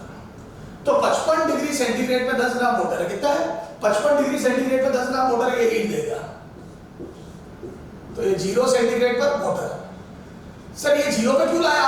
क्योंकि तब तक तो मेरा फॉर्मूला ms डेल्टा टी तब तक ही लगेगा, तो मेरे को कुछ नहीं पता क्या करना है, मैं देखना चाहता हूँ ये 0 पे आता है तो कितनी हीट देता है, क्योंकि अब अगर हीट देगा तो फ्रीज होगा। डीप फ्रीज में यही तो होता है। डीप फ्रीज में क्या होता है, हमने पानी रखा 20 डिग्री पे, देखो डीप फ्रीज में बर्फ की ट्रे में पानी रखा 20 डिग्री पे, फिर वो हीट लेगा 10 9 8 7 6 0, पानी का टेम्परेचर पहले 0 तक जाएगा, तब तक तो हीट निकलती रहेगी और पानी रहेगा, फिर हीट लेगा तो आइस, वो जो वाटर है वो फ्रीज होकर आइस बनेगा, समझ गए? तो वाटर से और हीट लूंगा तो आइस बनेगा आइस। यहाँ देखो है कितनी, तो यहाँ h बराबर ms, तो यहाँ पे h बराबर ms डेल्टा थीटा, और ये 55 से 0 हुआ तो बोल दो h बराबर कितना जाएगा m10 s1 डेल्टा थीटा 55, तो बोल दो 550 कैलोरी हीट, ये s1 कैलोरी पर ग्राम है ना, तो 550 हीट निकलेगी। 550 कैलोरी हीट देके पानी पूरा का पूरा 0 पे आ जाएगा। अब ये 550 में इस आइस ने टेम्परेचर बढ़ाया अपना 0 तक ही आ पाया, -5 तक आ पाया, या टेम्परेचर बढ़ा के मेल्ट भी होने लग गया, कुछ नहीं पता। तो आइस का ब्लॉक डायग्राम अलग बनेगा। यहाँ पे आइस का ब्लॉक डायग्राम बना, यहाँ पे बनेगा आइस का ब्लॉक डायग्राम, यहाँ आइस का ब्लॉक, आइस के लिए ब्लॉक है ना, वो वाटर के लिए था, ये वाटर आइस के लिए। अब देखो ये आइस है कितने पे बेटा, देखो ये आइस है -10 डिग्री सेंटीग्रेड पे 10 ग्राम, तो बोल दूं अब देखो इसकी कैलकुलेशन में हो सकता, तो अब मैं पहले देखता हूं ms डेल्टा थीटा, पहले 0 तक ले जाओ, 0 डिग्री सेंटीग्रेड आइस तो कितनी ms डेल्टा थीटा, h बराबर ms डेल्टा थीटा, तो कितना आ जाएगा m10 s1 डेल्टा, आइस का s हाफ होता है बेटा, ध्यान रखना, कुछ नहीं देगा तो हाफ लेना है, डेल्टा थीटा 10, तो बोल दूं 50 कैलोरी। अब मुझे थोड़ा थोड़ा क्लियर होने लगा कि पानी अगर 550 हीट देके 0 तक आएगा तो 550 से 50 पे आइस पूरा का पूरा दिया जाएगा, कहां पे 0 पे। तो आइस को मैं ms डेल्टा थीटा की कैलकुलेशन 50 हीट तक लगेगी, लेकिन मैंने तो 50 से ज्यादा दी, मैंने तो 550 दिए, मैंने तो 550 दिए, तो मैं तो अभी 500 और बची है, 550 में से 50 ने 0 पे लिया, अभी 500 और बची है, तो इस 500 में क्या होगा, आइस में तो चालू होगा। पर मुझे क्या पता पूरा आइस मेल्ट हुआ, थोड़ा हुआ, 500 हीट है मेरे पास, 50 से लग गई, now remaining heat, remaining h बराबर 550 - 50, ये रिमेनिंग हीट, तो यहाँ पे 500 कैलोरी। अब मेरे पास 500 कैलोरी हीट है, उसमें पूरा मेल्ट हुआ नहीं हुआ, तो मैं पहले देखता हूँ पूरा मेल्ट होने में कितनी हीट चाहिए, mLF, पूरा मेल्ट होने में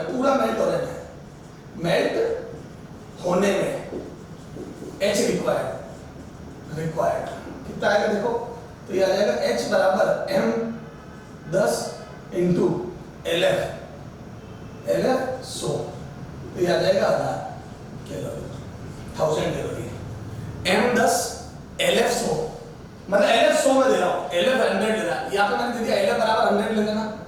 अरे कैलकुलेशन आसान हो जाएगी, वैसे तो फिर 80 होता है, ठीक है 100, या चलो एक काम करो इसको 450 कर लो, छोड़ो कैसे करोगे, चलो इसको 100 ले लो, है ना, तो 100, तो मैं बोल दूं मेरे पास 1000 कैलोरी हीट में पूरा का पूरा आइस मेल्ट होता है, और मेरे पास हीट है कितनी 500, मेरे पास हीट है 500, तो क्या मैं बोल दूं 1000 हीट में पूरा आइस मेल्ट होता है, लेकिन मेरे पास हीट 500, इसका मतलब पूरा आइस मेल्ट नहीं हो पाया, तो पानी तो 0 पे आ गया, आइस 0 पे है, लेकिन कुछ आइस कुछ वाटर है, तो देखो यहाँ कितना जाएगा, तो बोल दूं 1000, तो हीट इज, तो ये V है 500 कैलोरी, तो मैं बोल दूं कितना आइस मेल्ट होगा, तो मैं बोल दूं h बराबर x, माना x आइस मेल्ट होगा, तो 500 हीट है और x मेल्ट होगा, ये 100 यार लैब दिया हुआ मुझे, तो मैं बोल दूं x बराबर 5 ग्राम आ गया, अरे ये लैब दिया हुआ ध्यान ना, और बाकी सारे वही ले लेटा, ठीक है, तो 5 ग्राम आइस मेल्ट होगा, तो मैं बोल दूं 5 ग्राम तो बन जाएगा, 5 ग्राम तो रह जाएगा आइस, ये आइस कितना रह जाएगा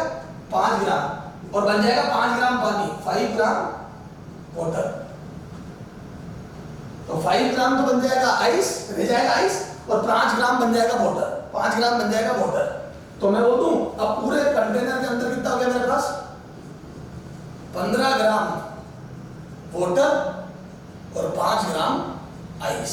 सर 15 ग्राम वाटर कैसे हुआ, 10 तो मैं लाया था और 5 आइस के मेल्ट होने से बन गया, 15 ग्राम वाटर और 5 gram ice, this is the composition of mixture, this is the composition of mixture, composition of mixture.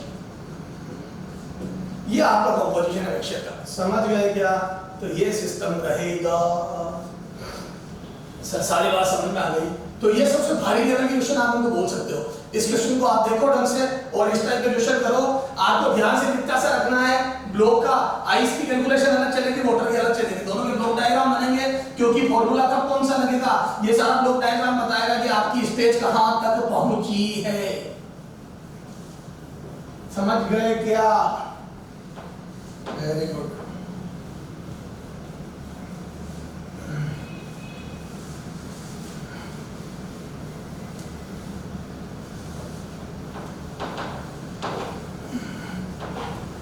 तो सही बात समझ में आ गई। अब अपन बेटा चालू करते हैं थोड़ा सा हीट ट्रांसफर, ठीक है? हीट ट्रांसफर फिर देखते हैं थर्मल एक्सपेंशन, हीट ट्रांसफर। देखो हीट ट्रांसफर में क्या है बेटा, तीन चैप्टर। हीट ट्रांसफर के तीन पार्ट है, conduction, convection and radiation. Conduction, convection and radiation क्या है बेटा? हीट को मोड ऑफ हीट ट्रांसफर, ये तो mode of heat transfer, mode of heat transfer. Heat को ट्रांसफर करने के तीन मोड होते हैं, कंडक्शन, कन्वेक्शन एंड रेडिएशन, ठीक है ना? तो कंडक्शन, कन्वेक्शन, रेडिएशन में डिफरेंस क्या सर? देखो रेडिएशन, देखो मेरी बात सुनो। जैसे फॉर एग्जांपल मैंने एक 100 की नोट दी एक लड़के को और बोला बेटा उस 10वें लड़के को दे दे। इस बच्चे को 100 की नोट दी, मैंने बोला 10th बच्चे को दे दो, बीच में खूब सारे बच्चे बैठे। इसलिए क्या कराया देता कि यही बैठा है, इसने अपने पीछे वाले को दिया उसको दे दे, फिर उसने उसके पीछे वाले को लिया उसको दे दे। तो बोल तो 1 बाय 1 वो 100 की नोट ट्रांसफर होती है। इसमें मुझे इन 100 लोगों की जरूरत है, मीडियम इज रिक्वायर्ड। तो क्या हो गया? Conduction, convection, convection and radiation, ठीक है? इसमें मीडियम रिक्वायर्ड है। कंडक्शन में समझो मीडियम, यस, ठीक है? मीडियम की जरूरत है। कोई भी मूवमेंट, देखो इस लड़के ने चल के नहीं गया, अपनी जगह पर बैठा रहा, पीछे वाले को पैसे दिए, वो अपनी जगह पर बैठा रहा, उसने पीछे वाले को पैसे दिए। तो बोल दूं कि मीडियम रिक्वायर्ड तो है, नॉट एक्चुअल मोशन नहीं होता। एक्चुअल मोशन या नेट मोशन होता, नेट मोशन 0, नेट मोशन बराबर 0, मतलब पार्टिकल का net motion 0, on and average motion 0, वही कमाई रहेगा, चलेगा नहीं। एक्चुअल मूवमेंट नहीं होता है ना, एक्चुअल मूवमेंट नहीं होता, एक्चुअल मूवमेंट नहीं। तो पार्टिकल एक्चुअली मूव नहीं करते, ध्यान रखना इसका, ठीक है? तो मीडियम रिक्वायर्ड है, एक्चुअल मूवमेंट नहीं होता, ठीक है? 100 की नोट ट्रांसफर हो गई, ट्रांसफर हो गई, है ना? स्लोएस्ट मोड है, ए अगर ये उसको देगा, वो उसको देगा, वो उसको देगा, बहुत टाइम लग जाएगा। Slowest mode, slowest mode of heat transfer, सबसे स्लो, इससे स्लो मोड होता ही नहीं है। फिर से कन्वेक्शन जाता है, इसमें भी मीडियम की रिक्वायरमेंट है, इसमें मोशन होता है, एक्चुअल मोशन होता है, एक्चुअल मोशन यस होता है। इसमें मीडियम की रिक्वायरमेंट है और एक्चुअल मोशन होता है। पहले लड़के को 100 की नोट दूंगा, वो चल के जाएगा और उसको 100 की नोट पकड़ा देगा, तो वो तो एक्चुअल मोशन होता है, समझ गए? अच्छा, मॉडरेट मोड है ना, ये इसमें moderate speed, moderate speed, moderate speed, ना स्लो, सबसे स्लो होता है ना सबसे फास्ट होता है, मॉडरेट स्पीड होती है, ठीक है? कंडक्शन से तेज होता है और रेडिएशन से स्लो होता है। तो इन दोनों में मीडियम, इसमें मीडियम की जरूरत भी नहीं है। रेडिएशन में medium doesn't required, medium doesn't required, medium की जरूरत नहीं है, मीडियम डजंट रिक्वायर्ड, मीडियम की आवश्यकता नहीं, मीडियम डजंट रिक्वायर्ड, समझ गए? हाँ, और पार्टिकल का एक्चुअल मोशन सवाल ही बदल जाता, मतलब मीडियम की रिक्वायरमेंट नहीं। ईएम वेव चलती है, ईएम वेव ट्रेवल करती है, रेडिएशन ट्रेवल करती है, ट्रेवल, ठीक है? फास्टेस्ट मोड, फास्टेस्ट मोड, ठीक है? c बराबर 3 × 10⁸ से चलता है मीटर पर second. Fastest mode of heat transfer है, fastest mode of heat transfer c बराबर 3 × 10⁸ मीटर पर सेकंड चलता है। इससे फास्ट दुनिया में कुछ नहीं है, समझ गए क्या? तो conduction, convection, radiation, radiation is the fastest mode, ध्यान रखना। अब ये मीडियम की रिक्वायरमेंट नहीं है, इस पे थ्योरेटिकल क्वेश्चन कैसे बनता है? इधर ये रूम है, ठीक है? इसमें मैंने वैक्यूम क्रिएट कर दिया और अपने ऑक्सीजन सिलेंडर लगा हुआ है, बच्चे सोचते सर आपकी सांस कैसे, ये वैक्यूम क्रिएट कर दिया है ना, ये ऑक्सीजन सिलेंडर लगा हुआ है, ठीक है? यहाँ पे स्फीयर है ना 2000 केल्विन पे, तो जबरदस्त है ना, जलेगा जल जाएगा 2000। एक वैक्यूम वाला रूम है जिसमें 2000 केल्विन पर एक स्फीयर लटका रखा है, बिल्कुल शाइनिंग स्फीयर है ना। बताओ इस आदमी को गर्मी लगेगी या नहीं लगेगी? He will feel hot or not? He will he feel hot or not? Yeah, चलो, he will feel hot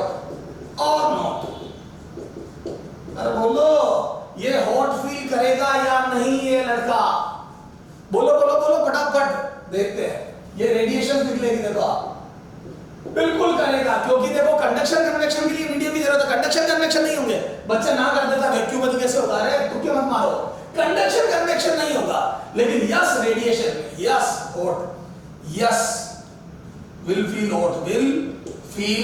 hot, reason क्या है, radiation, due to radiation, there would not be conduction and convection but radiation would be there, radiation गिरेगी उस लड़के पे, अगर नहीं feel करता तो हम भी सूरज, ये एक साथ समझ लो सूरज और हम बहुत दूरी पर हम खड़े हैं, तो सन से हमारे पास जो रे आ रही है वो रेडिएशन की वजह से आ रही है, तो हम सन से जो रे रिसीव कर रहे हैं वो ड्यू टू रेडिएशन रिसीव कर रहे हैं बेटा, बीच में वैक्यूम है, बीच में मीडियम नहीं है, अगर आप हीट ले पा रहे हो तो उसका रीजन सिर्फ और सिर्फ रेडिएशन से है, समझ गए क्या, तो ड्यू टू रेडिएशन भी आप फीलिंग हो, क्लियर है, तो सर ये बात है तो समझ में आ गई सर कि due to radiations we are feeling hot, समझ गए क्या, तो ये बात हुई, तो सर ये तो रेडिएशन समझ में आ गया, तो अब देखो कन्वेक्शन को थोड़ा सा और देखो, कन्वेक्शन को समझते हैं, कन्वेक्शन क्योंकि इसमें न्यूमेरिकल नहीं बनते, देखो कन्वेक्शन जैसे बेटा एक बहुत अच्छा एग्जांपल है, एक आदमी आग लगा के बैठा है, कैंप फायर, हमारे हिंदी में बोलते तप लगाना गाँव में, ठीक है बेटा, ये कैंप फायर लगी हुई है, ए बी एंड सी तीन आदमी है, तीनों बराबर दूरी पे है, दो ही ले लेते हैं से, दो आदमी है, ए और बी दोनों बराबर दूरी पे है, तो दोनों बराबर दूरी पे, तो बताओ ये यहाँ पे इसके हाथ यहाँ है ना, ये यहाँ पे इसके हाथ यहाँ है, बताओ किसको ज्यादा हॉट फील होगा, तो दोनों के हाथ बराबर दूरी पर है, तो मैं बोलूँ रेडिएशंस तो हर डायरेक्शन में सेम जाएगी, तो रेडिएशन सेम, और सॉलिड मीडियम नहीं तो कंडक्शन का सवाल पैदा नहीं, तो कन्वेक्शन की बात करो तो मैं बोलूँ कन्वेक्शन, अब सुनना कन्वेक्शन में क्या होता है बेटा, जैसे ये यहाँ पे एयर मॉलिक्यूल है ना, यहाँ पे भी एयर मॉलिक्यूल है, पता है कन्वेक्शन में ये गर्म होंगे, अब देखो कन्वेक्शन में मीडियम का पार्टिकल खूब चल के जाता है, मैंने बताया था ना अभी,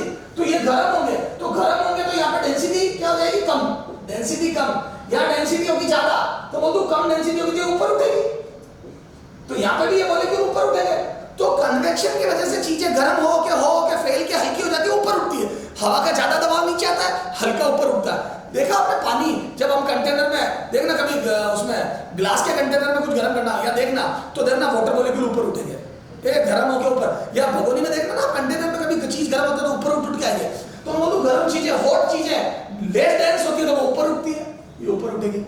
अपने घरों में वेंटिलेशन, चले तेरे को और थोड़ा प्रैक्टिकल नॉलेज देता हूँ, हम घरों में वेंटिलेशन ऊपर लगाते हैं, क्यों लगाते हैं, क्योंकि गर्म एयर, अभी मैं सांस ले रहा हूँ, गर्म एयर ऊपर उठेगी, अब यहाँ से जब रूम खोलूंगा, क्रॉस वेंटिलेशन इसको बोलते हैं, रूम खोलूंगा, फ्रेश एयर भारी होती है अंदर आएगी, वो धक्का देगी और हॉट एयर बाहर निकलेगी, अगर तेरे वेंटिलेशन नीचे लगा दिया, ऊपर नहीं नीचे लगा दिया, तो आपको गर्म एयर ऊपर उठेगी तो आपका सफोकेशन हो जाएगा, क्योंकि नीचे तो हल्की फ्रेश एयर है, ऊपर होगी वो गर्म एयर, अब वो अंदर ही रह जाएगी, घुटन होगी, आपको उल्टी अजीब सा होने लगेगा, जी घबराने लगेगा, वॉमिटिंग होगी, समझ गया, तो वो तो वेंटिलेशन इसीलिए हमेशा ऊपर बनते हैं, एसी हमेशा टॉप में लगते हैं, क्यों, क्योंकि ठंडी एयर नीचे आती है, समझ गए, एसी नीचे लगा दिया तो आपके यूं यहाँ तक तो हॉट फील कोल्ड फील करोगे और यहाँ गर्मी लगेगी, पसीना आएगा, समझ गया, तो सबके लॉजिकल रीजन है बेटा, तो वो तो ये गर्म एयर ऊपर उठती है, देखो इसमें देखो क्वेश्चन देख, कन्वेक्शन पे देखिए क्वेश्चन जेई ने पूछा था, ये देख, ये अपना क्या है, ट्यूब है, इसके अंदर वाटर है,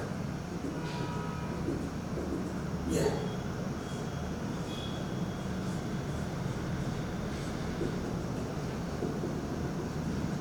ठीक है, अब देखो इस ट्यूब के अंदर पानी भरा है, यहाँ पे मैंने कैंडल जला दी, इस ट्यूब के अंदर पानी भरा है, इसके अंदर अपने कैंडल जला दी, तो बताओ कैंडल जला दी क्या होगा, तो वो तो मैंने कैंडल जला दी तो यहाँ पे पानी गर्म होगा जबरदस्त, अरे बोलो, और पानी गर्म होगा तो फैलेगा, तो यहाँ पे पानी गर्म हो के फैलेगा तो ऊपर उठेगा, क्या बोला मैंने, तो यहाँ पे पानी जबरदस्त गर्म हो के फैलेगा तो ऊपर उठेगा, और ये गर्म पानी ऊपर उठेगा तो मैं बोलूँ ना जगह खाली होगी, पीछे वाला पानी आएगा, तो पीछे वाला पानी यहाँ आएगा, ये गर्म पानी ऊपर उठेगा, फिर ये पीछे वाला पानी आएगा और गर्म पानी ऊपर उठेगा, तो वो तो ये पानी सर्कुलेट करने लगेगा, तो ये स्पीड अप हो जाएगा, बोलो, तो ये क्लॉकवाइज, तो उसने पूछा था कि after some time there would be a clockwise water current, B anti clockwise water current, no effect, ऐसे करके चार ऑप्शन दिए थे, मैं बोलूं क्लॉकवाइज वाटर करंट फ्लो होगा, क्योंकि ये गर्म एयर ऊपर, गर्म वाटर ऊपर उठेगा, पीछे से आएगा तो ये सर्कुलेट करेगा क्लॉकवाइज, वो तो क्लॉकवाइज करंट होगी, क्लॉकवाइज वाटर करंट होगी, तो यहाँ पे क्लॉकवाइज वाटर करंट फ्लो होने लगेगा, समझ गया, तो ये थोड़ा बहुत कन्वेक्शन के एग्जांपल थे, कन्वेक्शन खत्म,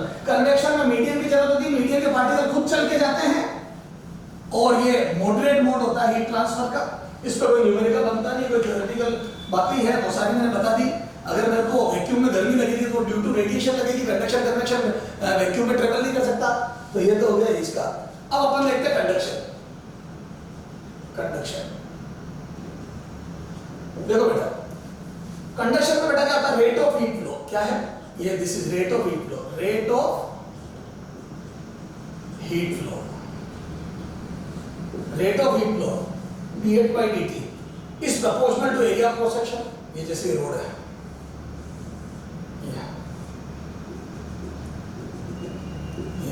rate of heat flow is proportional to area of cross section.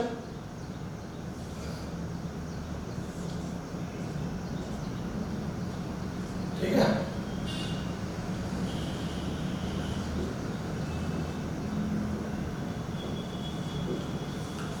है ना। Rate of heat flow is proportional to area of cross section, is proportional to, देखो हीट का फ्लो होना सिर्फ एरिया पे डिपेंड। देखो जितना एरिया ज्यादा हो उतनी ज्यादा हीट एंटर करेगी, तो ठीक है। एक temperature gradient, this is temperature gradient. क्या बोलते हैं बेटा इसको, temperature gradient, gradient, gradient, temperature gradient. Sir ये क्या होती है टेम्परेचर ग्रेडियंट? तो टेम्परेचर ग्रेडियंट होती है temperature drop per unit length, temperature drop per unit length, पर unit length, temperature drop per unit length. Unit length पे कितना टेम्परेचर ड्रॉप होता है उस पे, उस टेम्परेचर ग्रेडियंट पे डिपेंड करती है रेट ऑफ हीट फ्लो। जितना ज्यादा temperature drop per unit length होगा, जितना ज्यादा temperature drop per unit length होगा, उतनी ज्यादा टेम्परेचर ग्रेडियंट होगी और उतना ज्यादा रेट ऑफ हीट। सही बात है। देखो हीट को चलाता कौन है, हीट को धक्का कौन देता है, हीट को फ्लो कौन करवाता है, टेम्परेचर डिफरेंस। जैसे करंट को फ्लो करवाता है पोटेंशियल डिफरेंस। इधर देख, ये 10 ओम का रेजिस्टेंस है ना, इसमें करंट कितना फ्लो होगा, कितने चार्ज भागेंगे, वो डिपेंड इस बैटरी की स्ट्रेंथ पे करता है। 10 वोल्ट है तो 1 एंपियर करंट होगा, 20 वोल्ट है तो 2 एंपियर होगा, 30 वोल्ट है तो 3 एंपियर होगा। जितना ज्यादा वोल्टेज उतना ज्यादा करंट होगा, क्योंकि धक्का देने की क्षमता है पोटेंशियल डिफरेंस। चार्ज को धक्का देने की क्षमता है पोटेंशियल डिफरेंस, वैसे हीट को धक्का देने की क्षमता है temperature difference, this is delta theta. Temperature difference heat को या हीट को धक्का देने की क्षमता है, समझ लो हीट को फ्लो कराने की क्षमता है टेम्परेचर डिफरेंस। तो बोल दूं, अच्छा अब टेम्परेचर डिफरेंस नहीं, पर यूनिट लेंथ टेम्परेचर डिफरेंस। अब यार एक बात बता, एक रूम है, 5 बच्चे खड़े हैं और एक मोटे से आदमी ने धक्का दिया, मतलब यूं समझ लो x अमाउंट का धक्का दिया, तो वो x अमाउंट का धक्का 5 लोगों में लगा, में डिस्ट्रीब्यूट हुआ, और एक 10 लोग खड़े हैं और वही आदमी, ये 10 लोग खड़े हैं और वही आदमी x धक्का देता है, तो बताओ झटके ज्यादा ना लगे लोगों को ऊपर वाले में, क्योंकि x अमाउंट का जो धक्का है वो 5 लोगों में बटा, या x अमाउंट का धक्का 10 लोगों में बटा, तो वहां पे ज्यादा तेज वाइब्रेशंस आएंगे। तो मैं बोल दूं यहाँ पे हीट ट्रांसफर यानी कि टेम्परेचर डिफरेंस जितनी छोटी रोड पे होगा उतना फास्ट हीट फ्लो होगा, तो सेम टेम्परेचर डिफरेंस छोटी रोड पर ज्यादा हीट फ्लो करवाएगा। तो क्या मैं बोल दूं temperature difference is not important, temperature gradient is important. तो टेम्परेचर ग्रेडियंट, तो मैं बोल दूं rate of heat flow is also proportional to temperature gradient. Drop per unit length is also proportional to temperature gradient, drop per unit length. क्या होता है बेटा, drop per unit length, drop per unit length, ठीक है। तो ये अब सुनना, मान लो मैंने एक रोड ली, देख थोड़ा सा बताता हूं, 10 मीटर की, यहां 100 डिग्री सेंटीग्रेड या 0 डिग्री सेंटीग्रेड। एक रोड ली 20 मीटर की, यहां 100 डिग्री सेंटीग्रेड या 0 डिग्री सेंटीग्रेड। ये 10 मीटर की रोड है, ये 20 मीटर की रोड है ना, ये ए एरिया, ये ए एरिया। तो बताओ रेट ऑफ हीट फ्लो, ये फर्स्ट डायग्राम, ये सेकंड डायग्राम। तो रेट ऑफ हीट फ्लो का मतलब क्या है,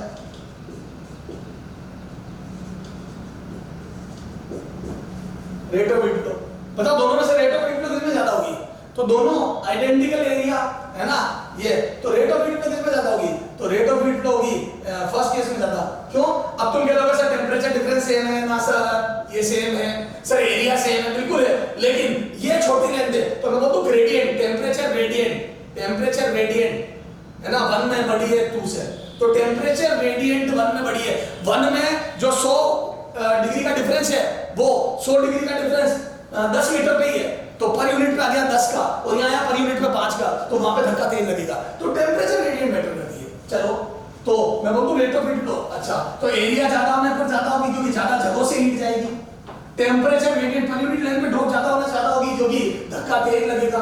एक लास्ट बात, ये ए रोड है, ये बी रोड है ना, दोनों में एरिया है, दोनों की लेंथ है, दोनों में डिफरेंस हो, अब बोल दो सेम होगी रेट ऑफ विंड लो।